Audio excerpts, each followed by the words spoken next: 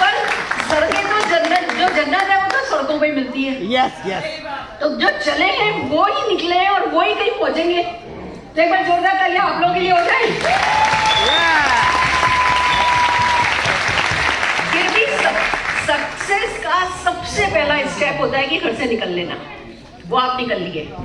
दूसरा स्टेप होता है सही लोगों से मिल लेना, सही माहौल में आ जाना, वो आप लोग आ गए। मोदी केयर पहचान से बड़ा हमारे पास कोई प्लेटफॉर्म नहीं है। इस प्लेटफॉर्म पर आपको सक्सेसफुल, मोस्ट सक्सेसफुल लोगों से सीखने का मौका मिलता है। समीर मोदी जी ने ये प्लेटफॉर्म बनाया इसलिए कि वो बिल्कुल खुश नहीं है। जितनी सफलता अभी मोदी केयर में है, लोग कहते हैं भैया बहुत है बहुत है बहुत है, पर समीर जी कहते हैं अभी हमने कुछ नहीं किया, मैं खुश नहीं हूं। तो पहचान बनाई इसलिए गई है कि आपको आपकी पहचान कराई जा सके कुछ सफल लोगों की पहचान के थ्रू। तो एक बार जोरदार तालियां मोदी केयर के लिए हो जाए।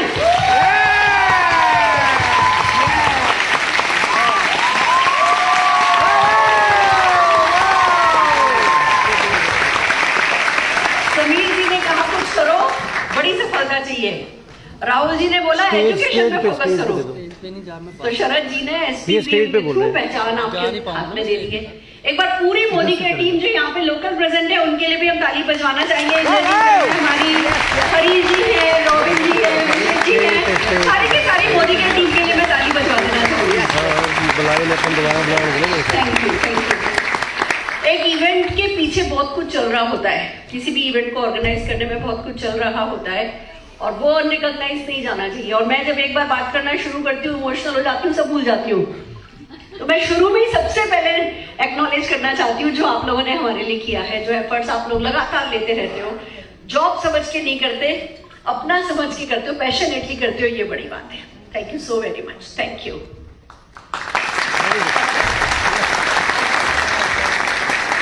क्या करने वाली हूँ मैं आपके साथ। कितनी देर है मेरे पास? 2 घंटे? आपके पास है 2 घंटे? की बात? क्योंकि मेरे को 2 बोलते हैं तो 2.5 हो जाता है। मुझे खुद नहीं पता चलता कहाँ से शुरू हो कहाँ से खत्म हो, क्योंकि कहानी बड़ी लंबी है और बड़ी ट्विस्टेड है। बिल्कुल पूरा फिल्मी मसाला है। अभी मेरे पास एक डायरेक्टर का कॉल आया कि मैडम आप पे पिक्चर बनानी है। मैंने कहा ठीक है, कह रहे पूरी मसालेदार मूवी है, ब्लॉकबस्टर जाने वाली है। मैंने कहा देखो जी 55 लाख मोदी केयर के कंसल्टेंट है, तो 55 लाख लोगों की गारंटी तो मेरी देखेंगे।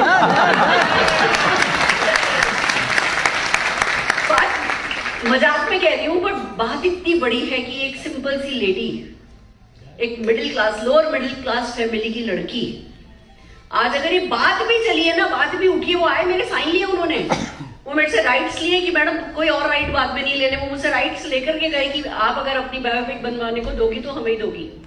बहुत बड़ी बात है, बहुत बड़ी बात, कोई नहीं जानता था। मैं जिस घर से आई हूँ ना, मैं जिस जगह से आई हूँ, अगर कभी मैं फिर से जाऊंगी, अभी मैं 6-8 महीने पहले जिस घर में रहती थी उस घर की वीडियो फोटोग्राफ लेकर के आई थी, उस घर में जाकर के आई, बट ढंग से उसको शूट नहीं कर पाई। टीम लेके जाऊंगी, उसकी शूटिंग करके आऊंगी। वो मेरे ख्याल से 8x6 का हमारा कमरा था, मकराने गांव में, मुंबई में नहीं, मकराने गांव में 8x6 का कमरा। उसमें टांड होती है, आप लोग टांड समझते हो? वो टांड बनी हुई थी पूरे उसमें। क्यों? क्योंकि हर साल वहां पे बाढ़ आती थी और इतना इतना पानी आ जाता था। तो टांड बनी थी भैया, जब बाढ़ आए तो सारा सामान टांड पे रखो और दुछत्ती पे जाके चले जाओ। 40 घंटे, 42 घंटे, 48 घंटे, जब तक बाढ़ का पानी नहीं उतरे तब तक ऊपर ही टंगे रहो। मैं वहां से उठ के आई हूँ। जिन घरों में टॉयलेट नहीं होते थे, कमरे के बाहर एक छोटा सा प्लेटफॉर्म था, वहां पे किचन थी। आप अपनी किचन में उस स्टैंड पे ला करके खाना बनाओ और फिर अपना स्टोव वापस अपने कमरे में ले जाके ताला लगा के कहीं काम पे जाओ। खुले में किचन थी और खुले में जंगल जाते थे हम। हालांकि मैं बता दूं आपको, कोई अफसोस की बात नहीं है, बड़े मजे करते थे। लोटा लेके जाते थे, लोटा पार्टी लोटा लेके जाते थे, फिर वहां की उपजाऊ मिट्टी लेके आते थे, फिर वो अपने घर के बाहर डालते थे और उसमें फूल लगाते थे। मैं नहीं कह रही हूँ कि गरीबी की जिंदगी दुख भरी होती है, गरीबी की जिंदगी बिल्कुल दुख भरी नहीं होती जब तक आपको एहसास नहीं हो जाए कि आप गरीब हो। पर एक बार एहसास हो जाए कि आप गरीब हो या अभी उतने अमीर नहीं हो जितने अमीर आप होने चाहिए हो, एक बार ये एहसास हो जाए, उसके बाद जितना अमीर आप बनना चाहते हो उसके लिए कुछ नहीं करना पाप है। फिर आप खुश नहीं रह सकते।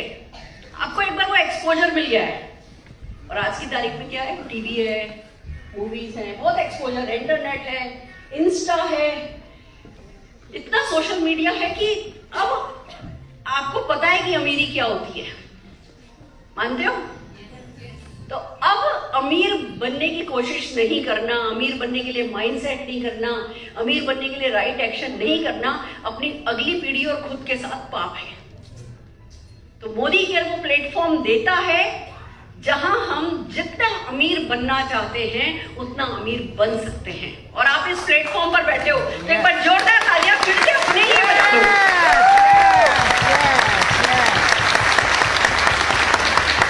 मेरे से कहा गया था स्वेटर वेटर मत पहनना मैडम, हम लोग इतनी ताली बजाएंगे, इतनी गर्मी होगी कि आप स्वेटर में ना गर्मी खा जाओगे।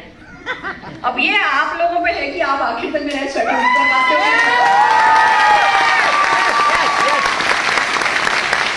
स्वेटर गर्मी लेकर आप लोग की मूलियों पे लाओ लाओ जरा जोश लाओ।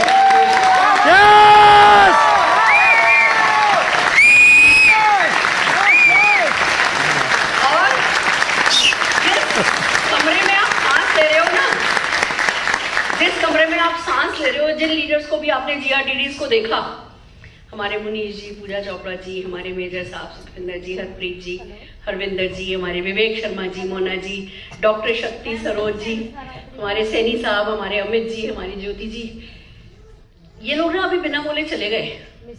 आखिर में आपको इनको सुनने का मौका मिलेगा। इन लोगों से मिलना भी अपने आप में काफी है, आपको जितनी सफलता चाहिए उसके लिए। तो ना जरा वो छाती चौड़ी करो, अपनी गहरी सी सांस भरो अंदर। अगर खाली एक सुरेखा भार्गव सक्सेसफुल दिख रही होती तो क्या होता है, या कुछ होगी तो चीज क्या फर्क पड़ता है भैया, कुछ ही लोग कर सकते हैं। इतने सारे लोग अगर हाईएस्ट टाइटल लेवल पे खड़े हैं ना, तो वो सबसे पहले वो सांस भर लो अपने अंदर कि भैया अरे मैं भी कर सकता हूँ, मैं भी कर सकती हूँ। कोई अनोखा जन्म किसी ने नहीं लिया। ऐसा नहीं है कि सुरेखा भार्गव को तो बनाया संडे को और आपको बनाया मंडे को। इतने सारे लोगों को भगवान ने जिस भी दिन बनाया है वो सक्सेसफुल है, तो आप भी सक्सेसफुल हो सकते हो। तो इस तरह की इवेंट्स में आकर के अगर वो खुद को प्यार नहीं किया ना, तो ये इवेंट बेकार हो जाती है, आपके काम नहीं आएगी। तो कोई कितना भी अच्छा है, आपके बच्चे का बाप आप ही हो, आपके बच्चे की माँ आप ही हो। तो इवेंट से कुछ भी लेके जाना, ये हरगिज ख्याल लेके नहीं जाना अरे यही कर सकते हैं भैया, मेरे बस की नहीं है। तो वो अपना सेल्फ लव जो है ना, वो कूट कूट के आपका भरा होना चाहिए, और वो उभर के आना चाहिए। वो सुप्रीम फीलिंग होनी चाहिए इस तरीके की इवेंट में कि अरे सुरेखा भार्गव दिख तो ऐसी सी रही है, मतलब सीन वीन तो है नहीं इनके भैया, कुछ खास तो इनमें है नहीं, सोच है भैया अच्छी बस, और थोड़ी मेहनती है, तो सोच तो हमारी भी अच्छी है, मेहनत हम कर ही लेंगे। ये वाली फीलिंग अगर आज आप में आई तो हम जीतते हैं। So are you ready? तैयार हो? तैयार हो? तो आज हम आपके साथ क्या करने वाले हैं, पहले तो आपको अपनी कहानी सुनाऊंगी जो आप सबको पता है। चेक तो पता है मेरा, कितना को पता है। मैं उस दिन हिसाब लगा रही थी कि यार जितना मेरा चेक है उसको 7 फिगर बोलते हैं, 8 फिगर बोलते हैं। वैसे गिन रही थी कि यार 0 तो 7 लगते हैं आगे, तो उसको 8 फिगर बोलते होंगे महीने का। ठीक है, तो चेक तो सबको पता है। कौन कौन सी गाड़ी है मेरे पास वो भी लगभग सबको पता है। 3 मर्सिडीज खरीद चुकी हूँ, 1 BMW, 1 वॉल्वो, एक जरा नौकरों वोकरों के लिए क्रेटा भी रख रखी है, ऐसी बात नहीं है। गाड़ियां हैं, घर भी है, 2 घर दिल्ली में बनाए। सबसे बड़ी सफलता आपको बताती हूँ, बहुत सारी मेरे पास सफलता है, पर अभी एक लेटेस्ट जो सफलता है वो मैं आपको बताना चाहती हूँ इस बिजनेस की। हमारी बर्थ बी और डेथ डी के बीच में क्या आता है? सी।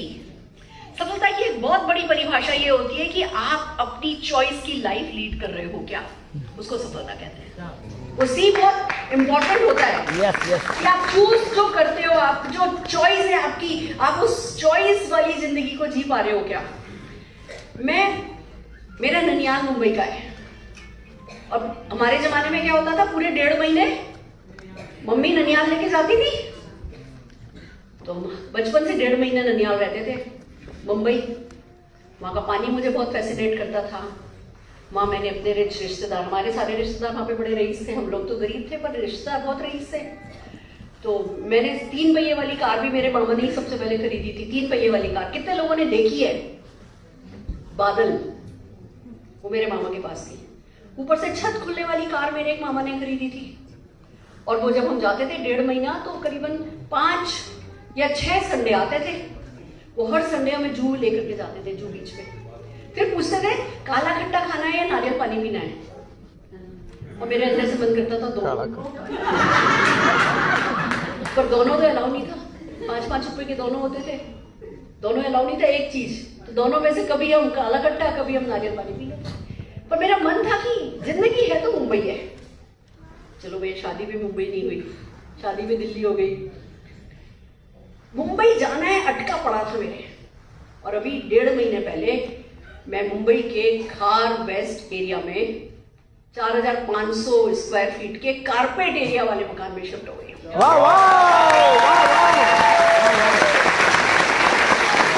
इसको कहते हैं चॉइस। उस उम्र में, वैसे तो उम्र मेरी कुछ नहीं है, परसों उन्होंने अभी मुझे एक लाइफ टाइम अचीवमेंट अवार्ड दिया। एक बम्बई की किसी ऑर्गेनाइजेशन ने बुलाया था, लाइफ टाइम अचीवमेंट अवार्ड दिया। मैंने अवार्ड लिया, कहने लगे आप कैसा फील कर रहे हो? मैंने कहा वैसे तो आपने लाइफ टाइम अचीवमेंट दिया है, पर मैं बता दूं मेरी लाइफ तो अभी शुरू हुई है। पर इसको कहते हैं सक्सेस। कि भाई जिस उम्र में लोग रिटायर होने का सोच रहे होते हैं कि अब तो भैया अगले 3-4 साल में तो रिटायरमेंट है, या जिस उम्र में लोग सोच रहे होते हैं पैसा, जितना पैसा कमाने के बाद लोग सोच रहे होते हैं कि अब तो सब कुछ हो गया, अब तो पैर पे पैर रख करके ऐश करेंगे, उस उम्र में मैंने एक इतना बड़ा डिसीजन लिया कि मैं मुंबई शिफ्ट हो गई। ताकत पीछे कौन खड़ी है? मोदी के। तो ये सब कुछ आपको काफी पता है। मैं अभी आज पूरी जो मेरा सेशन होगा उसमें मैं आपको मेरी सक्सेस के बारे में जरूर से बताऊंगी। पर याद रखना कहां से उठ के आई हूं, लोटा पार्टी से, वो मत भूलना। एक ही जन्म में, एक ही पीढ़ी में कहां से कहां पहुंचा जा सकता है वो मैं आपको बता रही हूं। अभी मुझे बड़ा अच्छा लगा, शादी है 20-21 तारीख को, मेरे मामा के पोते की शादी है। डांस प्रैक्टिस चल रही है, तो बुलाते थे, मैं डांस प्रैक्टिस के लिए जा रही थी। फिर भाभी कहने लगी पिंकी जी अगली डांस प्रैक्टिस आपके घर कर ले, वो सब जने आ रहे हैं और है ना आपका घर बड़ा है तो है ना हमें वो मार्किंग कर देंगे कि कहाँ कौन पोजीशन सेट कर देंगे। मैंने कहा हाँ भाभी जरूर। मुझे दिल में अच्छा बड़ा लगा। इनका जिन लोगों ने मुझे इंस्पायर किया है, आज उस शहर में उन 15 फैमिलीज का सबसे बड़ा घर मेरा है। वाह वाह वाह।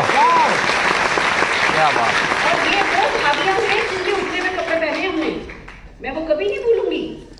कि हम जाते थे, कोई शादी होती थी, भाभी कहती थी पिंकी जी हमारा लहंगा पहन लो, हमारा ये कर लो, हमारा वो कर लो।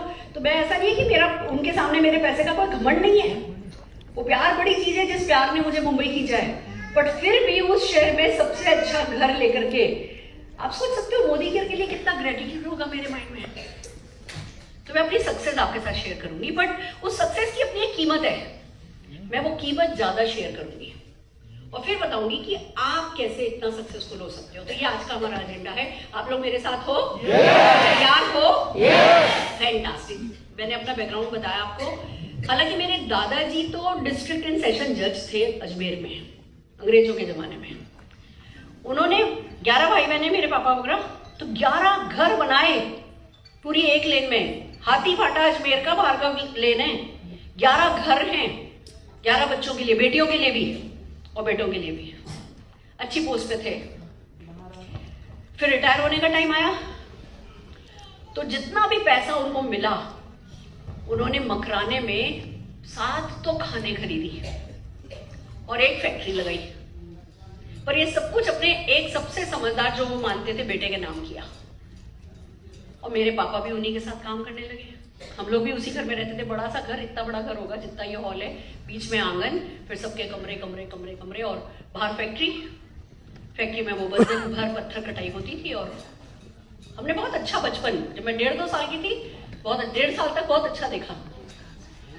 फिर जैसा कि घरों में होता है, घाटा हो रहा है, जो भी ताऊ जी के मन में था, घाटा हो रहा है, पता चला जी घाटा हो रहा है, और अब सब जनों को अपना हिस्सा दे दिया जा रहा है बस।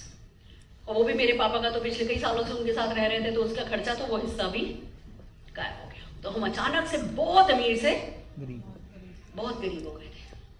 मेरे को 1.5 साल का मेरी ताई जी के पास छोड़ करके मेरी मम्मी बीएड करने गई मुंबई, क्योंकि उनको समझ में आ गया था कि भैया अब कुछ करना पड़ेगा। मम्मी बीएड करके आई, मकराने के एक सरकारी स्कूल में उनकी नौकरी लगी। हम उस घर से निकल करके, जिस कमरे की मैं बात कर रही हूँ, हम उस घर में पहुंचे। उस घर में भी 11 कमरे थे, पर 11 कमरे अलग अलग किराएदारों को दिए हुए थे। हम उस घर में शिफ्ट हुए। पापा ने नौकरी ढूंढनी शुरू करी। पापा को जोधपुर डेयरी में काम मिला। पापा जोधपुर डेयरी में थे, वो वहां काम करते थे। मम्मी मकराने में नौकरी करती थी। मैं 5वीं क्लास तक मकराने में ही पढ़ी। वहां हमने ये सारी गरीबी, जो जिसके बारे में मैं बात कर रही हूँ, गरीब, हमने एक साथ, हमारी पीढ़ी ने वो बैलगाड़ी भी देखी है, तो मैं अपना प्राइवेट जेट भी देखूंगी, खाऊंगी, जुगाली करूंगी, पूंछ से मक्खी उड़ाऊंगी और फिर इस दुनिया से चली जाऊंगी। मैं भैंस बन के तो आई नहीं हूं इस दुनिया में। मानव योनि में जन्म लिया है, तो मानव योनि के प्रति कोई जिम्मेवारी है। किसी भी हाल में किसी समझौते के साथ नहीं जीना है। कम से कम कोशिशें 1000 करनी है, सिंसियर कोशिशें 1000 करनी है। इतना तो हम सबका। हम सुबह से शाम मेला घूम के, शाम से कुछ बहाना करके, हम दोनों बहनें 5 रुपए में से 4 रुपए 25 पैसा बचा के लाती थी।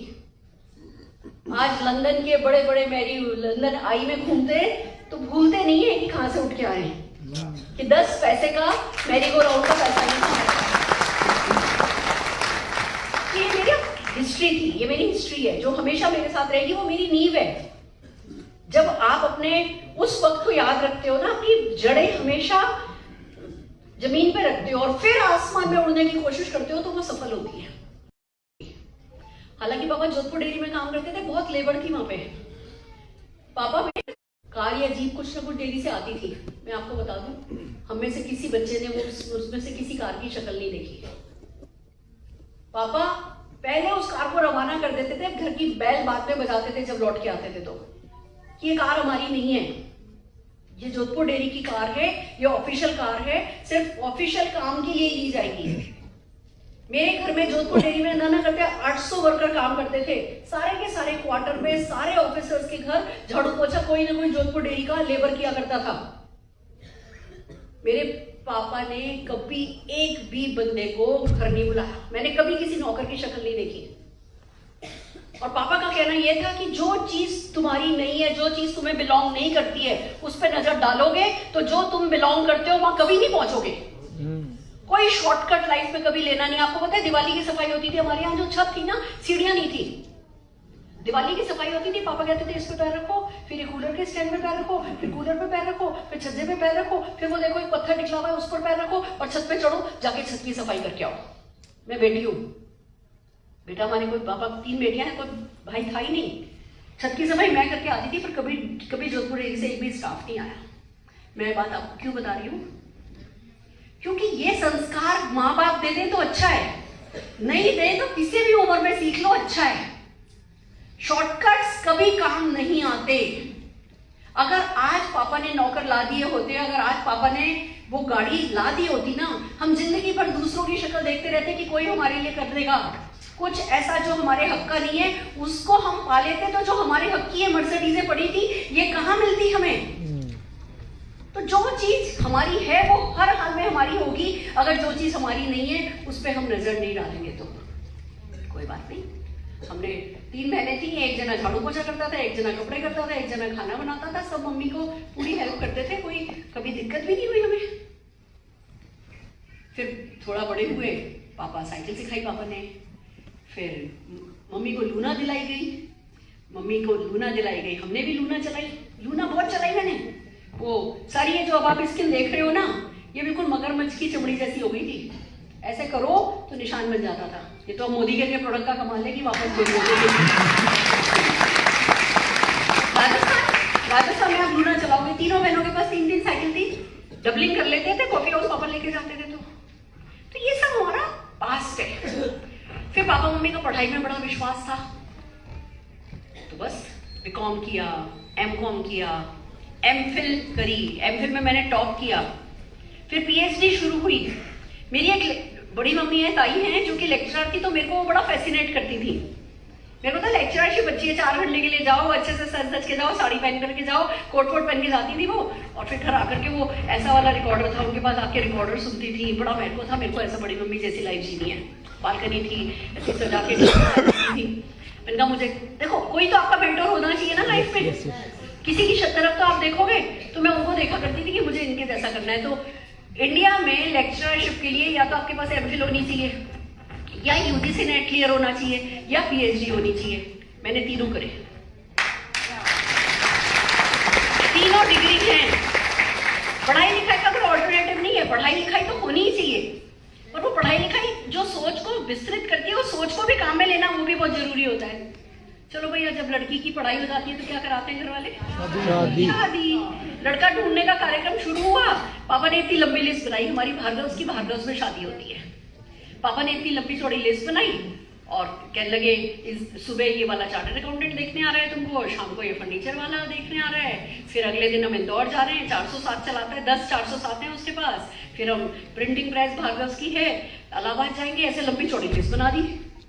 ठीक है भैया, मेमोरी जॉगर तो लंबा ही होना चाहिए, तभी है ना अच्छा काम होता है। Yes yes. पहला लड़का देखने आया, चार्टर्ड अकाउंटेंट, खूब जोर से हंसता था, हा हा हा हा हा।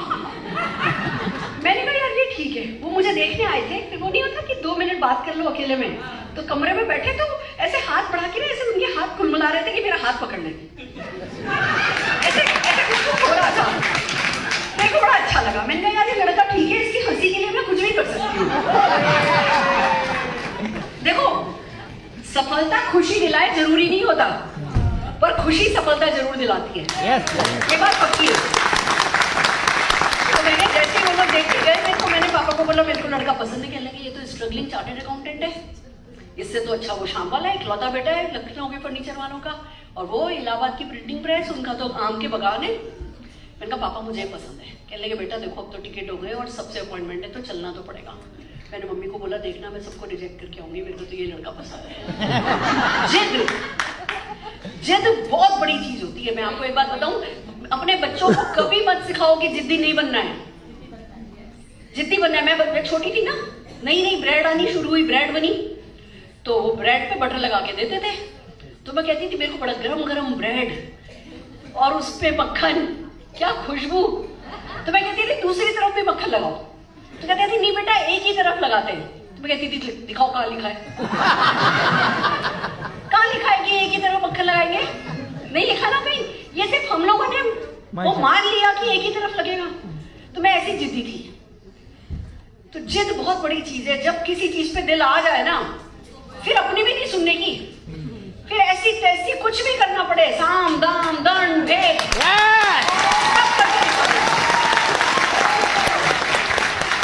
ये वैसे भी तो सफलता चीज होती है ना, बड़ी नखरेल होती है, बहुत भाव खाती है। और अगर वो भाव खाए और हम जिद्दी नहीं, तो हमारा कभी मेल होगा ही नहीं। उसको भाव खाने दो, हम जिद करते हैं, देखो फिर कैसे नहीं मिलती है, हर हाल में मिलती है। तो बस मैंने कहा पापा मुझे तो पसंद है। अब यही हुआ, वो लेके गए 407 इंदौर वाले के साथ, तलाकशुदा उसकी बहन बैठी थी घर में। मैंने बोला ये चक्कर है, इलाहाबाद वाले, उसका कुत्ता था, उसका पूरा मुंह चाट लेता था। मैंने कहा नहीं पापा मुझे तो ये तो बिल्कुल नहीं चलेगा। ऐसे करके कोई ना कोई कारण बता के सारे लड़के रिजेक्ट किए और अरुण भार्गवी से शादी मेरी तय हो गई। अब शादी से पहले वो आते थे। आप लोगों को मेरी बातों में बहुत सारे मैसेज है जो मैं दे रही हूँ, आप ले रहे हो? आपको अपनी कहानी जैसी नहीं लग रही मेरी कहानी? लग रही है ना? हम सबकी ऐसी होती है, किसी की कुछ किसी की कुछ। अब आप में से कितने लोग अपनी कहानी स्टेज पर आके सुनाना चाहोगे? बात वो है, मैं आपको अपनी इतनी अंदर की बातें इसलिए बता रही हूं कि आप सबके अंदर की कोई ऐसी बात है जो आप इस स्टेज पर आकर के सुनाना चाहते हो। यस और नो? तो अपनी उस कहानी के बारे में सोचो, क्या क्या बताओगे। जब मैं अपनी कहानी सुना रही हूँ ना, आप लोग अपनी कहानी सोचो कि आप लोग क्या क्या बताने वाले हो। फिर क्या हुआ, शादी जब तय हो गई तो अरुण जी दिल्ली से रात को बस में बैठते थे। सुबह 6 साढ़े 6 बजे बेल बजती थी तो सामने अरुण भार्गव जी खड़े होते थे। सुबह आते थे, शाम को चले जाते थे। वो और उनका भाई, मेरे देवर, दोनों आते थे। मेरे लिए गिटार बजाते थे, मेरे को रेस्टोरेंट लेके जाते थे, खाना खिलाते थे, मस्ती, कोर्टशिप। उनका भाई साथ आता था, मेरी बहन साथ जाती थी। हमारे जमाने की कोर्टशिप जो है वो हुआ करती थी। कभी प्राइवेटली 2 मिनट का टाइम मिल जाता था, जैसे आना सागर में टैंक पर, भैया मेरा भाई, मेरी बहन टैंक पे फोटो खिंचवाने चली गई, उनका भाई फोटो खींच रहा है, तो 1 मिनट का टाइम मिल जाता तो पूछते थे शादी के बाद हनीमून पे कहाँ चलोगे। मतलब हनीमून की बात करने के लिए भी प्राइवेसी चाहिए थी। हम उस जमाने के लोग हैं। हनीमून पे कहाँ चलोगी? मैं कहती थी कहीं भी ले चलो, कहीं भी ले चलो। फिर कहते थे तुम्हें कार चलानी आती है? नहीं, कार तो नहीं आती, मेरे को तो स्कूटी चलानी आती है कि कार चलानी सीख लो, मम्मी को अच्छा लगेगा। तो लड़की क्या सोचेगी, लड़के के पास कार तो है। यस और नो? और हनीमून की बार बार बात कर रहे हैं तो मतलब कहीं तो लेके जाएंगे। फिर शादी हो गई, फिर भी पूछे जा रहे हैं कहाँ घूमने चलोगी, कहाँ घूमने चलोगी। तब मेरे को पता चला टिकट विकेट कुछ नहीं कराया है। मेरे को कुल्लू बना ली 18 घंटे बस में बैठा के लेके गए। फिर रास्ते में वो कंबल ने मेरे को बताया कि मेरी लाइफ बड़ी टफ है, बहुत स्ट्रगल है, तुम मेरा साथ दोगी ना? क्या करती है उस जमाने की लड़की? इतने सारे साड़ी मिल गई शादी में, इतने जेवर मिल गए। देखो भैया सच बात बताऊं, मेरी मम्मी की शादी ना इमरजेंसी की पीरियड में हुई थी, तो उनको एक भी जेवर नहीं मिला था। उनको कैश दिया गया था, वो कैश तो घरों में कैसे खत्म हो जाता है आपको पता है। मैंने मेरी माँ को कभी एक तोला सोना भी नहीं था मेरी माँ के पास। जब मेरी शादी हुई, मेरे पापा ने मेरे को जो चेन दी, जो सेट दिया, मैं तो जब शॉपिंग करने जाते थे शाम को आके आंसुओं से रोती थी कि मतलब इतनी मेहनत मेरे पापा ने करी, तीनों बहनों को पढ़ाया लिखाया, और अब इतना खर्चा मेरी शादी के लिए कर रहे हैं। मैं तो बहुत गिल्टी फील कर रही थी इतना खर्चा होते देख के। बट फिर भी सच तो यही है कि वो जेवर तो मेरे पास था, ससुराल से भी काफी कुछ आया। मेरा ससुराल तो मेरे से, हमारी फैमिली से बेटर फैमिली थी, तो मेरे को तो इतना जेवर मिला, इतनी साड़ी मिली, मैंने कुछ मांगना ही नहीं है जिंदगी में। मेरे को कोई स्ट्रगल में कोई परेशानी नहीं है। मेरा साथ दोगी? हाँ जी साथ देंगे। जिंदगी शुरू हो गई। सिर पे घूंघट, इतना इतना, हमारे यहाँ ससुर जी को आपकी नाक नहीं दिखनी चाहिए, तो सिर पे घूंघट था, और 5:30 बजे दिन शुरू होता था, साड़ी पहनी होती थी। घर कमरे के बाहर आप साड़ी के सिवा कुछ नहीं पहन सकते। नाइटी भी अगर पहनो घर में, कमरे में तो पहनो, फिर सुखाओ भी धोके कमरे में, बाहर नहीं सूखनी चाहिए। बालकनी में, उसी बालकनी में ससुर जी धूप खाएंगे और आपकी नाइटी नजर आएगी उनको। माय गॉड, आजकल लाइफ बहुत कंफर्टेबल हो गई है, तो हमारे अंदर की ताकतें निकल के नहीं आई हैं। अब आप लोग ऑनलाइन ज्वाइनिंग कर लेते हो, आप लोग सारा यूट्यूब पे सारी ट्रेनिंग ले लेते हो। हमारे जमाने में हमें फॉर्म भरवाना पड़ता था, फिर पहले बंदे के पास जाओ, उससे फॉर्म भरवाओ, फिर ऑफिस जाओ 35 किलोमीटर दूर, उससे फॉर्म भरवाओ, वहां पे फॉर्म जमा करवाओ, फिर यहाँ से उनका किट लो, जाकर के उनको किट दो। 4 चक्कर तो हमें किसी की ज्वाइनिंग कराने में लगते थे, तो हमने हाय हाय नहीं करी। जितना ज्यादा हम कंफर्ट की तरफ देखते हैं, उतने ज्यादा हम कमजोर होते जाते हैं। बहुत जरूरी है हमारा तकलीफ उठाना। इंसान तकलीफ उठाता है तब ही पावरफुल बन पाता है। दोस्तों, तो बात कुल मिला के इतनी थी कि हमारी जिंदगी शुरू हो गई। 5:30 बजे उठते थे, वॉशिंग मशीन लगाते थे। अब वो आदत नहीं होती, नई नई वो नीचे